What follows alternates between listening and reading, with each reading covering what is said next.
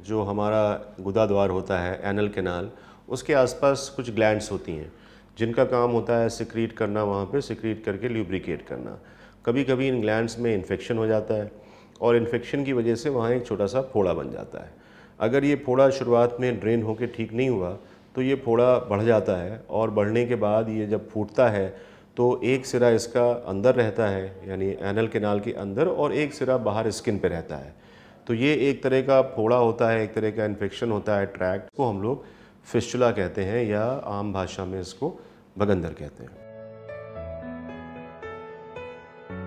Fistula abscess की वजह से होता है जिसकी शुरुआत इन्फेक्शन से होती है।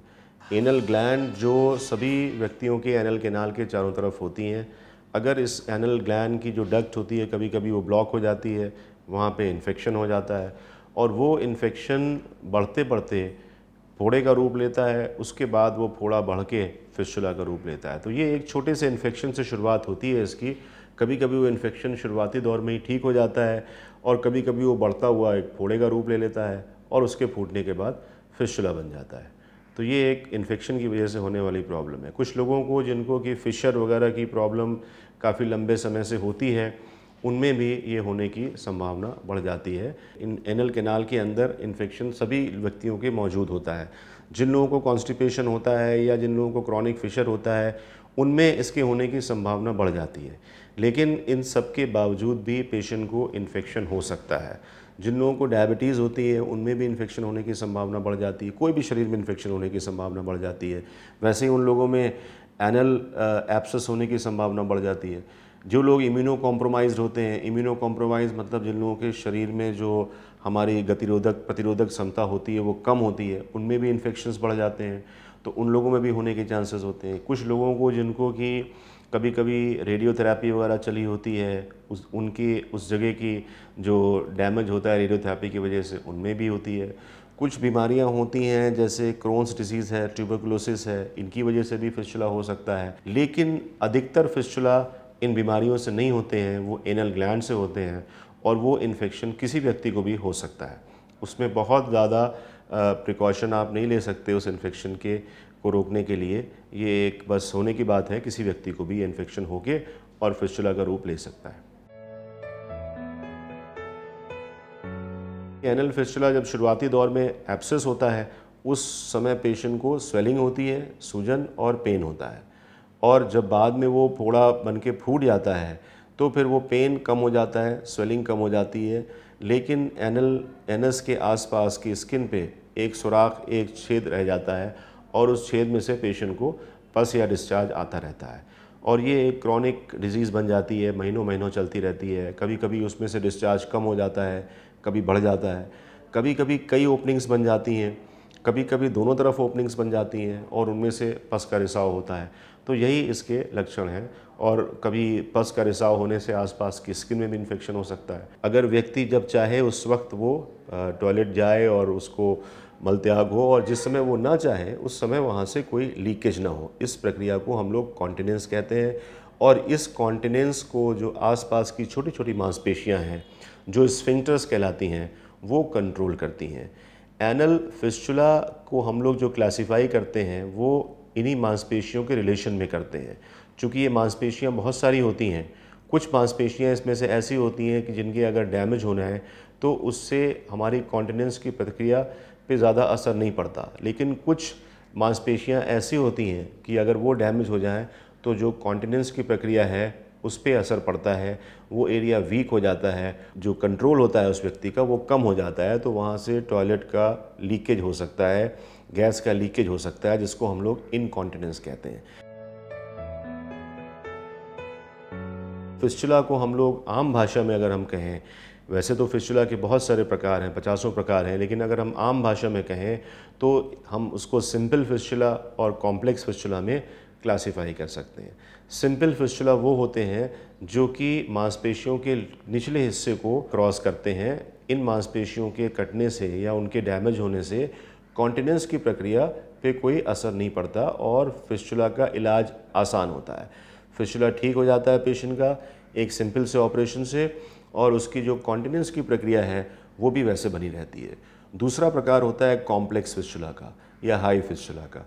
कॉम्प्लेक्स फिस्टुला वो फिस्टुला होते हैं जो मांसपेशियों के ऊपर के हिस्से को, जो एक स्फिंक्टर्स होते हैं उसके ऊपर के हिस्से को इन्वॉल्व करते हैं, उसको क्रॉस करते हैं। इन कॉम्प्लेक्स फिस्टुला के इलाज के दौरान, चूँकि इनका इलाज थोड़ा मुश्किल होता है इसलिए कि जिस स्फिंक्टर को ये क्रॉस करते हैं अगर वो डैमेज हो जाता है, वो कट जाता है, तो उससे पेशेंट की कॉन्टिनेंस की प्रक्रिया काफ़ी कॉम्प्रोमाइज़ होती है। वो एरिया वीक हो जाता है जिससे कि टॉयलेट का, लैट्रिन का, गैस का लीकेज हो सकता है। उनको हम लोग कॉम्प्लेक्स फिस्टुला कहते हैं, जिसका इलाज थोड़ा कठिन होता है क्योंकि हमको फिस्टुला को भी ट्रीटमेंट करना होता है, उसको ठीक करना होता है और उन मांसपेशियों को भी बचाना होता है। तो इस तरह सिंपल और कॉम्प्लेक्स फिस्टुला आप एक आम भाषा में कह सकते हैं, लेकिन अनेकों प्रकार के सिंपल फिस्टुला होते हैं और अनेकों प्रकार के कॉम्प्लेक्स फिस्टुला होते हैं। इसके अलावा कुछ फिस्टुला सेकेंडरी फिस्टुला होते हैं जो कुछ दूसरी बीमारियों से उत्पन्न होते हैं, जैसे कि टीबी, ट्यूबरकुलोसिस या क्रोन्स डिजीज़ या सिकाई की वजह से या किसी कैंसर की वजह से, ये सेकेंडरी फिस्टुला होते हैं, लेकिन ये बहुत कम व्यक्तियों में होते हैं। अधिकतर व्यक्तियों में प्राइमरी फिस्टुला होते हैं जिसमें कोई बीमारी और दूसरी बीमारी नहीं होती, और ये प्राइमरी फिस्टुला सिंपल और कॉम्प्लेक्स आप एक आम भाषा में इनको क्लासीफाई कर सकते हैं। पहली चीज़ तो ये है कि फिस्टुला का ट्रीटमेंट सर्जरी के द्वारा होता है। फिस्टुला का ट्रीटमेंट बिना सर्जरी के संभव नहीं है। जैसे हम लोगों ने डिस्कस किया था कि पाइल्स का ट्रीटमेंट अधिकतर मरीज़ों में बिना सर्जरी के संभव है। केवल 10 से 20% मरीज़ों में सर्जरी की ज़रूरत पड़ती है। बाकी मरीज़ों में, अधिकांश मरीज़ों में बिना सर्जरी के दवाइयों से, लाइफस्टाइल से, ऑफिस प्रोसीजर से उसको ठीक किया जा सकता है। लेकिन फिस्टुला का ट्रीटमेंट दूसरे तरीक़ों से नहीं संभव है, इसमें सर्जरी की आवश्यकता पड़ती है। अब इसकी सर्जरी बहुत तरह की होती है। पहले जो फिस्टुला की सर्जरी होती थी वो केवल कन्वेंशनल सर्जरी होती थी। अब कन्वेंशनल सर्जरी के अलावा बहुत से नए मेथड सर्जरी के आ गए हैं। कन्वेंशनल सर्जरी में हम लोग फिस्टुला को पूरा अंदर से बाहर तक कट कर देते हैं सर्जरी से, जिससे वो ठीक हो जाता है। लेकिन जो सिंपल फिस्टुला हैं उसमें तो कन्वेंशनल सर्जरी सक्सेसफुल है, इसलिए कि फिस्टुला भी ठीक हो जाता है और जो थोड़ी सी मांसपेशियां, स्फिंक्टर्स डैमेज होते हैं उससे पेशेंट को कोई अंतर नहीं पड़ता, पेशेंट को कोई नुकसान नहीं होता। लेकिन जो कॉम्प्लेक्स फिस्टुला हैं उसमें कन्वेंशनल सर्जरी करने से फिस्टुला तो ठीक हो सकता है, लेकिन जो मांसपेशियां डैमेज हो जाएंगी उनके कारण पेशेंट को इनकॉन्टिनेंस होगा, जो फिस्टुला से भी अधिक पेशेंट के लिए बड़ी समस्या बन सकता है। इसलिए कॉम्प्लेक्स फिस्टुला के ट्रीटमेंट के लिए पहले विधियां कम थीं। अब इधर कुछ सालों में, 10-15 सालों में बहुत सारी नई टेक्निक्स आई हैं, जिसमें से वीडियो असिस्टेड फिस्टुला ट्रीटमेंट है, जिसमें कि हम लोग एक दूरबीन डाल के उसके अंदर उसका ट्रीटमेंट करते हैं। उसके अलावा लेज़र ट्रीटमेंट है, जिसमें लेज़र डायोड लेज़र से उसका ट्रीटमेंट किया जाता है। इसके अलावा लिफ्ट टेक्निक है, जिसमें एक छोटा सा सुराख करके जो उसकी जड़ होती है, जहाँ वो अंदर जाके जुड़ा होता है एनल कैनाल में, उसको कट कर दिया जाता है। जैसे आपको कोई पेड़ है, उसको अगर हमें पेड़ को ख़त्म करना है, पेड़ को हटाना है, तो एक तरीका तो ये है कि हम उसकी पत्तियों को तोड़ते रहें, हम उसकी टहनियों को तोड़ते रहें, और हम पत्तियों को तोड़ते जाते हैं और उसकी जड़ अगर मौजूद है तो दोबारा पत्तियां निकल आती हैं, दोबारा टहनियाँ निकल आती हैं। तो ये जो कन्वेंशनल ट्रीटमेंट है, हम उसमें पेड़ को पूरा उखाड़ने की कोशिश करते थे, लेकिन लिफ्ट टेक्निक में हम लोग केवल एक छोटा सा सुराख करके उसकी जड़ को काट देते हैं, उसको डिस्कनेक्ट कर देते हैं और उसके सारे जो ब्रांचेस होते हैं वो सूख जाते हैं। तो इस तरह से और भी टेक्निक्स हैं, स्लॉफ्ट टेक्निक है, स्टेम सेल्स का यूज़ हो रहा है। तो ये जो आधुनिक तकनीकें हैं ये स्फिंक्टर प्रिजर्विंग टेक्निक्स कहलाती हैं। इन तकनीकों की विशेषता ये है कि इसमें फिस्टुला का ट्रीटमेंट किया जाता है बिना स्फिंक्टर्स को, बिना मांसपेशियों को क्षति पहुंचाए हुए। ये मांसपेशियां जो एनल कैनाल के आसपास होती हैं, जो हमारे शरीर की संरचना का एक बहुत अहम, बहुत महत्वपूर्ण हिस्सा हैं, जो उस जगह की शक्ति को, वहाँ की जो कॉन्टिनेंस की प्रक्रिया है उसको कंट्रोल करती हैं। क्योंकि अगर मांसपेशियों को क्षति होती है तो थोड़ी मांसपेशियाँ जो लो फिस्टुला में होती हैं उससे तो दिक्कत नहीं होती पेशेंट को, लेकिन अगर अधिक मांसपेशियाँ डैमेज होती हैं, स्फिंक्टर कॉम्प्लेक्स का बड़ा पार्ट डैमेज होता है, तो पेशेंट को इनकॉन्टिनेंस हो सकती है, पेशेंट को वहाँ से लीकेज हो सकता है। अक्सर होता ये है कि पाइल्स एक और बीमारी होती है जिसको हम एनल फिशर कहते हैं। तो एनल फिशर भी जो कॉन्स्टिपेशन है, पेशेंट को पानी की कमी है, उसके चलते कॉन्स्टिपेशन के चलते, स्ट्रेनिंग के चलते अधिक होता है।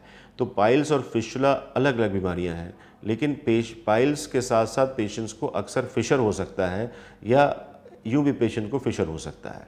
जिन पेशेंट्स को एनल फिशर होता है उनमें अक्सर फिस्टुला होने की संभावना बढ़ जाती है, क्योंकि वहाँ से इन्फेक्शन पास होने की संभावना बढ़ जाती है। तो फिस्टुला से बचाव करने के लिए पहले तो हम यही सब करें कि पानी अधिक पिएं, फाइबर अधिक लें, एक्सरसाइज करें, उस एरिया को हम क्लीन रखें, अंडरगारमेंट्स को हम रेगुलर वॉश करें, लोकल हाइजीन हम अच्छी से अच्छी रखें। उसके अलावा अगर किसी को शुगर है तो वो अपनी शुगर कंट्रोल करे, किसी को और कोई इम्यूनो कॉम्प्रोमाइज्ड बीमारी है जिससे कि हमारी जो शरीर की प्रतिरोधक क्षमता है कम होती है, तो उसको कंट्रोल करे। लेकिन इन सब के बाद भी पेशेंट को बीमारी हो सकती है, तो अब उसका अगर किसी को स्वेलिंग होती है, पेन होता है, तो उसका इलाज तुरंत कराना चाहिए। कई बार ऐसा होता है कि शुरू में अगर वो एब्सेस ड्रेन हो जाए तो अगर फिस्टुला बनता भी है तो वो बहुत सिंपल फिस्टुला बनता है और उसका आसानी से इलाज हो जाता है। लेकिन कई बार अगर उसको ड्रेन नहीं किया गया समय से तो वो पस अंदर अंदर फैलता रहता है और थोड़े दिन बाद वो थोड़ा कॉम्प्लेक्स फिस्टुला या और जटिल फिस्टुला बन जाता है, जिसका कि ट्रीटमेंट मुश्किल होता है या ट्रीटमेंट डिफ़िकल्ट होता है, या उसके ठीक होने में अक्सर कई बार भी ऑपरेशन करने पड़ जाते हैं। तो अगर किसी पेशेंट को स्वेलिंग होती है, एब्सेस बनता है, पेनफुल स्वेलिंग होती है, तो उसमें देर नहीं करनी चाहिए, उसमें तुरंत किसी चिकित्सक से परामर्श लेना चाहिए। और अगर वो एडवाइस करता है कि इसको ड्रेन करना है, इसको चीरा लगाना है, तो उस प्रक्रिया को तुरंत करवाना चाहिए, जिससे वो अधिक ना फैले। जो इन्फेक्शन हो चुका है, जितना वो स्फिंक्टर को इन्वॉल्व कर चुका है, उसको तो नहीं बदल सकते, लेकिन वो आगे और फर्दर ना फैले, जिससे कि उसका इलाज आसानी से हो सके।